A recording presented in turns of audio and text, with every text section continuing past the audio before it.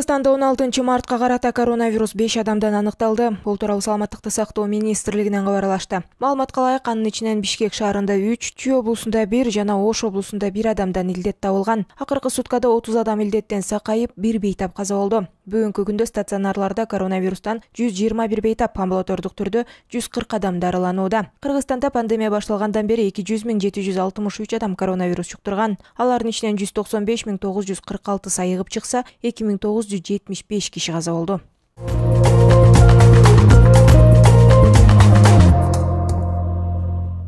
Жааган жамгырдын кесепетинен Жалал Абадта 74 турак үйдүн короо жайын суу каптады. Бул тууралуу Өзгөчө кырдаалдар министрлигинин басма сөз кызматынан кабарлашты. Маалыматка ылайык, 15 март күнү саат 11 чамасында нөшөрлөп жааган жаандын кесепетинен Кокту колоттон чогулган суулар Жаңы базар, Курулуш, Кара Ой айылдарындагы 74 турак үйдүн короолорун каптап, анын ичинен 1 турак үйгө суу кирип, 11 турак үйдү суу каптоо коркунучу жаралган. Аталган жайга Чаткал райондук номер 81 Өзгөчө кырдаалдар бөлүмүнөн 5 куткаруучу жана жарандык коргонуу кызматынан 74 адам тартылып, суулардын нугу бурулуп, короого толгон суулар сордурулган.